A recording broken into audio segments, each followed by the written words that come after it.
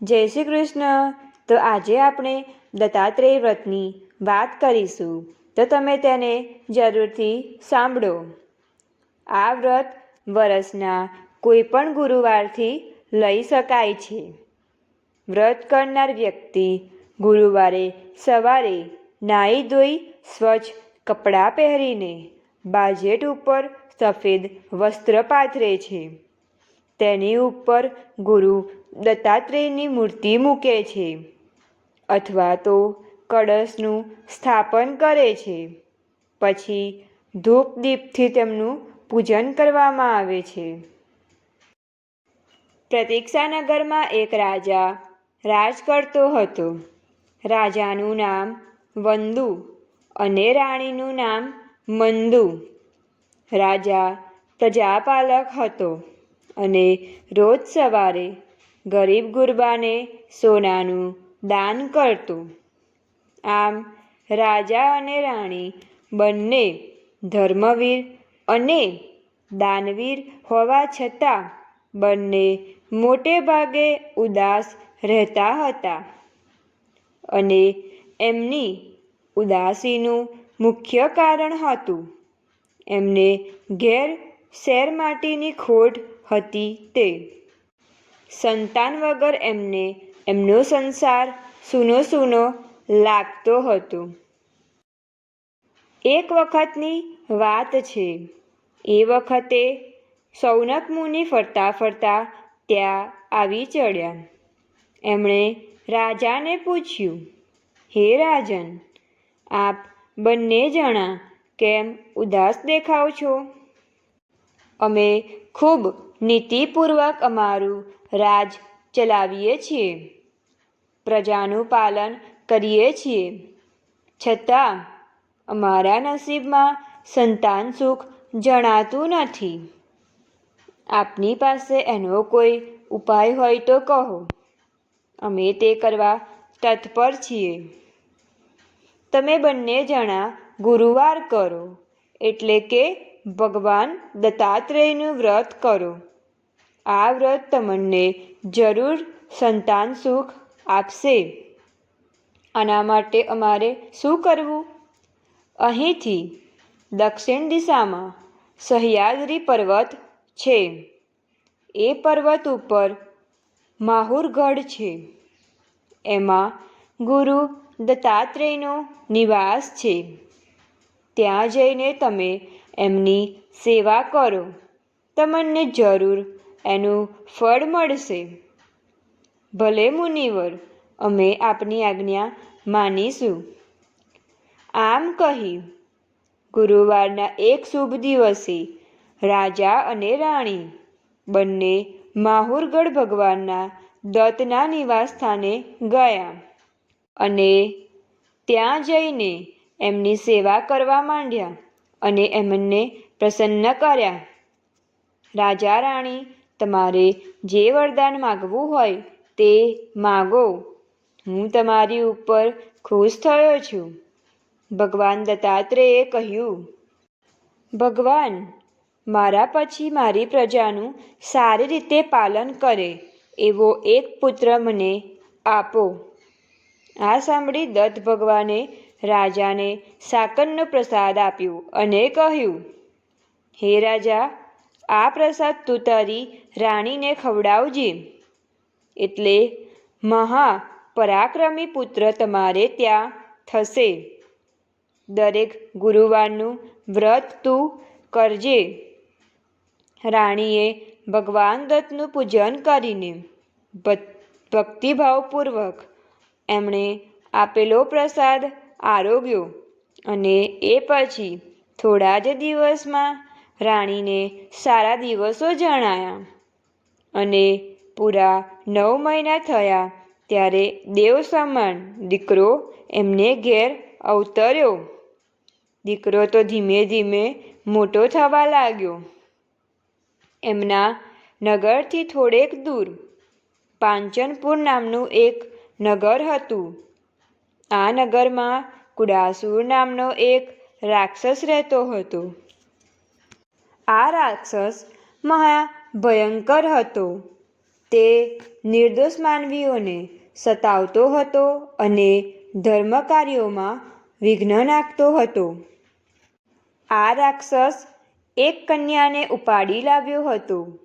રાત દિવસ એને હેરાન કરતો હતો અને પોતાની સાથે લગ્ન કરવા માટે એને ધમકાવતો હતો. આ કન્યા એક દિવસ આ રાક્ષસ ઉપર ગુસ્સે ભરાઈ અને તેને શાપ આપ્યો કે રાજા બંધુને ત્યાં એક પરાક્રમી પુત્રનો જન્મ થશે અને એના જ હાથે તારો વધ થશે. આવા શાપથી રાક્ષસ ચિંતામાં પડ્યો, પરંતુ થોડી વારમાં જ એણે એનો ઉપાય શોધી કાઢ્યો અને એ બંધુ રાજાના રાજમહેલ પાસે પહોંચી ગયો અને બાળકને ઉઠાવીને પોતાના મહેલમાં લાવ્યો. પછી કંઈક વિચાર કરીને એણે એની રાણીને બોલાવી અને કહ્યું, આ બાળકને તું હમણાં ને હમણાં અંદર લઈ જા અને એના કુમળા માંસનું સ્વાદિષ્ટ ભોજન બનાવીને મને ખવડાવ. ભલે, કહી રાક્ષસની રાણી તો કુંવરને અંદર લઈ ગઈ, પણ આવા નાનકડા અને નિર્દોષ બાળકને મારી નાખવાની ઈચ્છા તેને થઈ નહીં. આથી આ કામ તેને રસોઈણબાઈને સોંપ્યું. એટલે રસોઈણબાઈએ છાનામાના વસિષ્ઠ ઋષિના આશ્રમના ઝાડની નીચે ઘાસની અંદર બાળકને શાંતિથી મૂકીને ઝડપભેર ચાલી ગઈ. કોઈને ખબર પડી નહીં કે અહીં કોઈ બાળક મૂકી ગયું છે. જતાં જતાં તે હરણનું માંસ લેતી ગઈ. એની ખૂબ જ સ્વાદિષ્ટ રસોઈ બનાવીને રાક્ષસને પીરસી. રાક્ષસને લાગ્યું કે આવી રસોઈ તો બાળકના માંસની જ હોઈ શકે, એટલે એ તો રાજી થતો માંસ ખાવા લાગ્યો. મનમાં એને થયું કે તે પોતે મૃત્યુના મુખમાંથી ઉગરી ગયો છે. અહીં વસિષ્ઠ ઋષિ અને તેમના પત્ની બાળકને સારી રીતે આશ્રમમાં ઉછેરી રહ્યા છે અને એમને વેદવિદ્યામાં પારંગત બનાવી રહ્યા છે. વસિષ્ઠ મુનિએ કુંવરનું નામ નેહુલ પાડ્યું. નેહુલ તો ધીમે ધીમે મોટો થયો અને વેદવિદ્યામાં પારંગત થયો.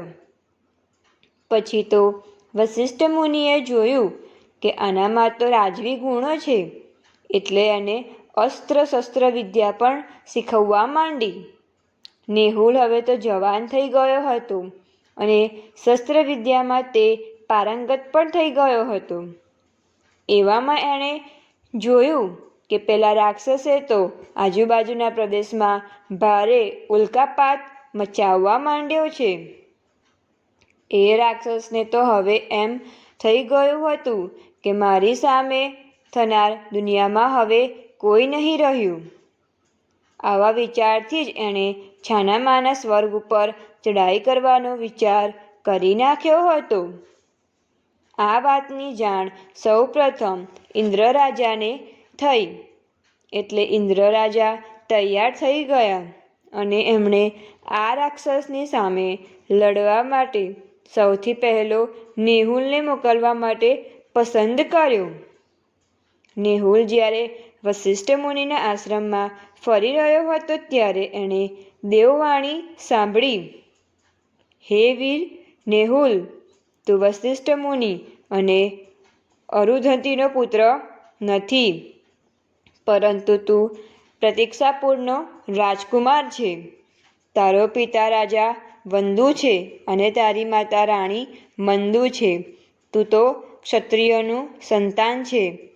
તારા રાજ્યમાં રાક્ષસનો અત્યાચાર વધતો જાય છે અને તારા હાથે જ તેનો વધ લખાયેલો છે. માટે જા, એની સાથે યુદ્ધ કરી એને મારી નાખ. આ આકાશવાણી સાંભળી એનામાં વીરત્વ પ્રગટ્યું. એણે સૈનિકોની વ્યવસ્થા કરવા માંડી. ત્યાં ઇન્દ્ર રાજાએ તેને વ્રજરથ અને આયુધો મોકલી આપ્યા. નેહુલ રથમાં બેસીને પોતાના સૈનિકો સાથે પોતાના માતા પિતાના રાજ્ય ભણી ઉપડી પડ્યો. ત્યાં જઈને તેણે પહેલા રાક્ષસની સાથે ભયંકર યુદ્ધ કર્યું. આ યુદ્ધમાં રાક્ષસ મરાયો અને વીર નેહુલનો વિજય થયો. આ રાક્ષસે એક કન્યાને બંધનમાં રાખી હતી, તેણે છોડાવી. આ કન્યાએ નેહુલ સાથે લગ્નની માગણી કરી અને નેહુલે એની સાથે લગ્ન કર્યા. પછી વર કન્યા બંને વ્રજરથમાં બેસીને રાજા વંદુ અને રાણી મંદુના મહેલે આવ્યા. ત્યાં એમને સામૈયું કરવામાં આવ્યું. રાણી મંદુએ પોતાના વ્રતની વાત દીકરા વહુને કરી. જય ગુરુ દત્તાત્રેય, તમે જેવા રાજા રાણીને ફળ્યા તેવું આ વ્રત કરનારને સૌને ફળજો. અને આવી વિડીયો જોવા માટે અમારી ચેનલને લાઈક, શેર એન્ડ સબસ્ક્રાઈબ જરૂરથી કરો.